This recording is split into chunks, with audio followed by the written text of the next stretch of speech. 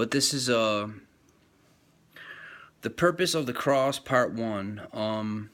It's you can download his application. I mean, it's go to uh just download his application on Android, Apple phone, whatever you got a smartphone, do it up. I mean, it's called the Tony Evans application. Go to your application store and just download it if you want to. I mean, and the way he explains stuff, the reason I like him is because he explains it. I mean, it's kind of like you have like, I don't know, like when I went to school, we had like, I don't know, like, man, at one point one class I almost had like was like over 40 kids in one class. It kind of divided that class into like two classrooms. It was huge, man. It was almost like 50 kids. We had like two teachers. It was nuts. But normally, I mean, my classes at least were like between like 25 to 30, to like, you know, uppers of almost like 30 kids. But you know, but I'm saying like my point is you know, like some teachers like when a teacher is teaching a class, 50% of the kids might you know, kind of gravitate towards that teacher's like teaching style, but the other 50% might look at that teacher and be like, what is it, what is this person talking about? I don't it has to do with style, you know what I'm saying? Like, it doesn't mean that the teacher's a bad teacher. It just means that their style, his or her style, is not really like grooving with the rest of the kids. You know what I'm saying? So you have to find a preacher that works for you, and that's what Tony Evans does for me. Just the way he explains stuff, and it just seems to it just seems to roll right off the tongue, man. I mean, he just breaks it down so basic. So, you know, just download that application and see what's up. I mean, if you just download it, he already has a whole bunch of, you know, stuff that he's already done. I mean, he talks about everything, you know. So, and he doesn't see, you know, he's not, I mean, I haven't been listening to him for, you know, for a long time, just kind of off and on for the past, I don't know, couple of years or something. But I recently downloaded his application, so I mean, he seems pretty, you know, pretty legit, you know. I mean, I've done some studies over the past you know, couple weeks or whatever, off and on. So he just download the application and see what's up. But anyways, it's called the purpose of the cross, part one. The topic, I don't know why they gave this topic, because it doesn't really explain what I'm about to read. But anyways, the topic says, if God wanted to forgive us, why not just forgive us? Why did Jesus have to die? I will just answer you right now on that. I can't even talk, dude. Wow, that's crazy.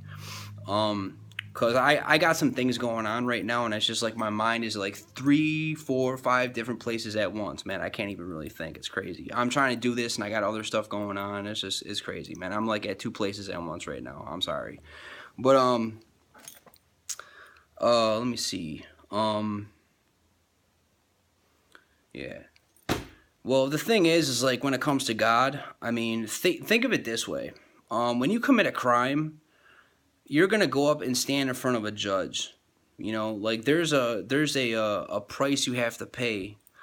You know, you can't just walk up to a judge and say, you know, I'm sorry.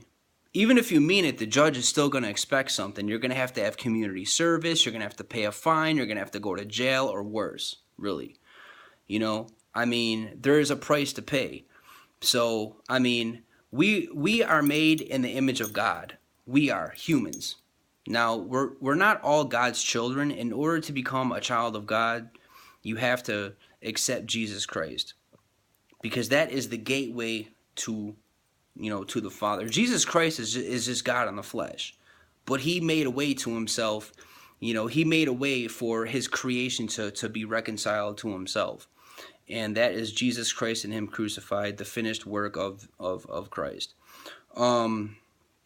But it's kind of like, you know, humans, his creation, we're made in his image. So we have a justice system down here. You commit a crime, you got to do the time, or you have to pay some kind of way, right?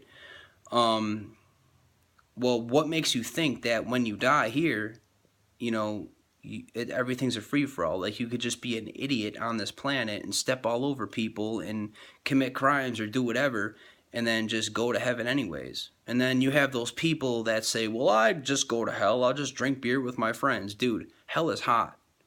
Okay? Do you like hot beer? Do you like warm beer? Try coming home from work and drinking some warm beer. Do you like warm beer? Because I don't even drink beer, but I mean, if you drink beer, if that's your thing, try drinking hot beer, dude. Hell is hot. It ain't cold. You know what I'm saying? So that theory is just it's out the window. That doesn't even make sense. You're gonna drink beer in hell. Well, I hope you like hot beer because I don't even think they serve beer in hell, but whatever. Um, I mean, there's a justice system up there as well as down here. I mean, we're all made in his image, and it's just kind of common sense. And Jesus is that, he is that punishment. He took the punishment for us. Like every sin that you've ever committed, whether it's a word spoken, a thought that, you thought, or an action, or, and like disrespecting somebody, or whatever, like every sin that you commit is not really against anyone else, even yourself. I mean, it is, but first and foremost, it's a sin against God.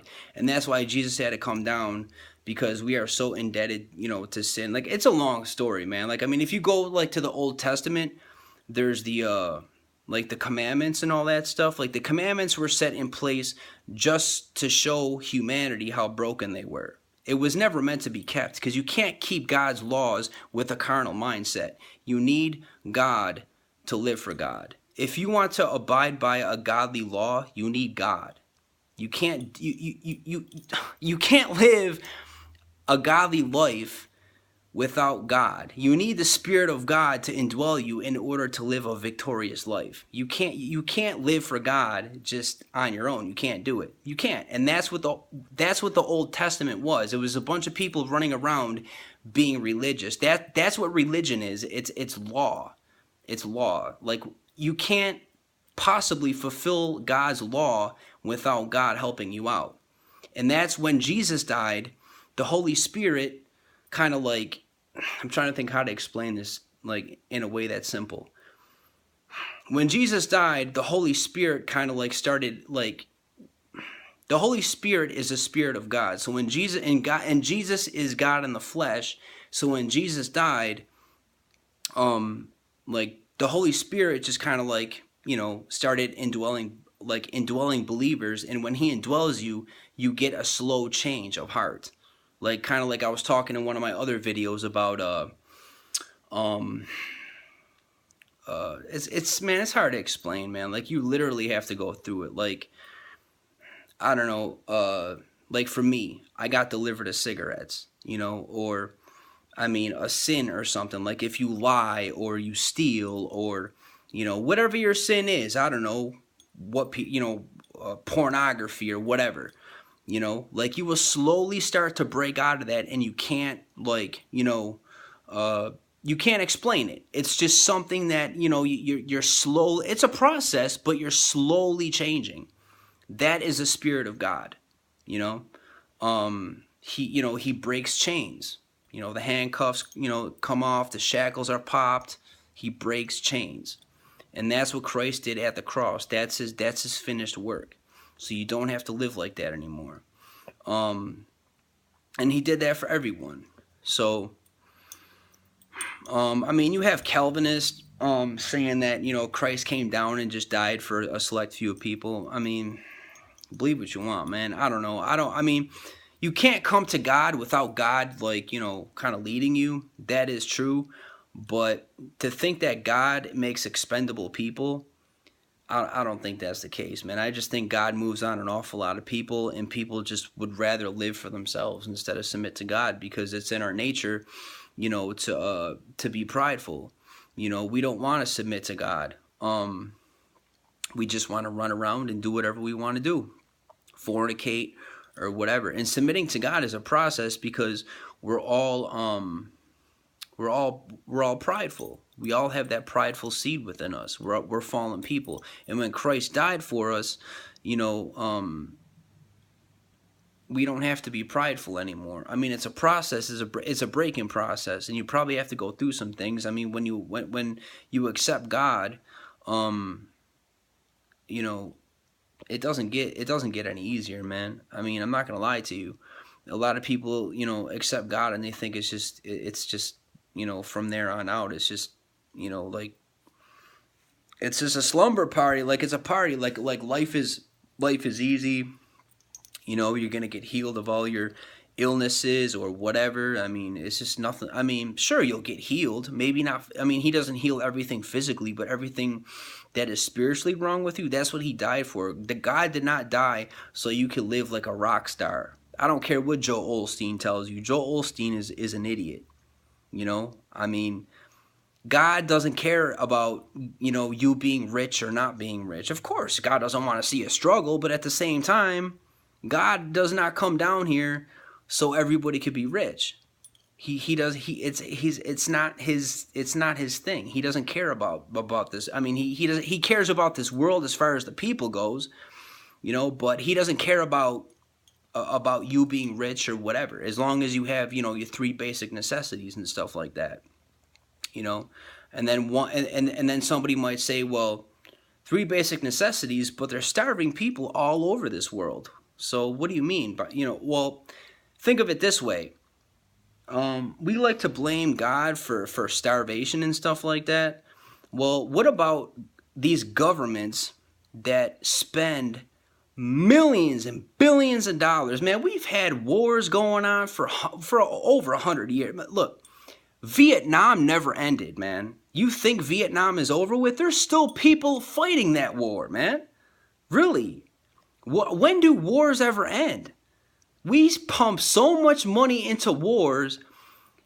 What do we accomplish? Really, think about it. What's the end game, dude? Just a bunch of poor people fighting, killing each other for what? Just so the rich can get richer?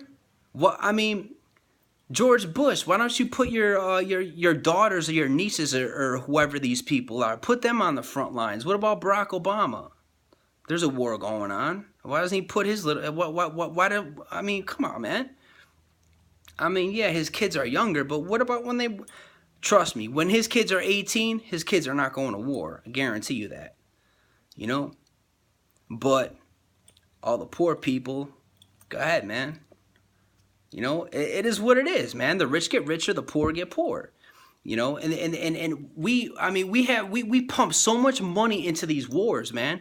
I mean, really think about it. How much money does America spend in just 3 months on a war? Imagine if we took that money and threw it at Africa or Ethiopia or one of these countries where people are starving. Dude, we can end world hunger forever within 6 months. With the amount of money that this world spends on wars. Probably less than 6 months, man, really. People don't have to starve. They starve because of us, not because of God. The food is there. But you know what? So is the money. And God gave us free will to do whatever we want to. We choose to let people starve, not God. God isn't going to come down here and enable us to be idiots.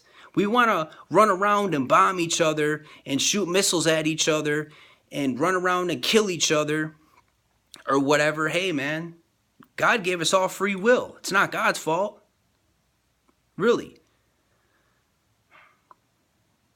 Good enough answer for you? Because I know a lot of people say, well, if there's a God, why is there dying people? Well, people are starving to death all over the place. Look at your government, dude. I don't care what country you live in. Look at your government. Your government spends money hand over fist. On what? Just so your kids or your grandkids or just so you, your brother, your sister can step out on the front lines and come back all mangled up? These people don't even get help. They come back with eyeballs blown out and legs blown off, and they head overseas, and they smart people, just families and just loving people. They come back, man. These people are scarred for life, bro. Meanwhile, the rich people are just getting richer, and they're just sitting back in their little cozy houses by their fires and pampering their little kids, and we're out here fighting wars, dude. Are you serious? Just so they can get richer and just so you can blame God because there's hungry people. Blame the people, blame somebody, but don't blame God because the money's there and so is the food. Okay, well, I'm already over my time, so I will come back with another video. Give me a minute to upload this.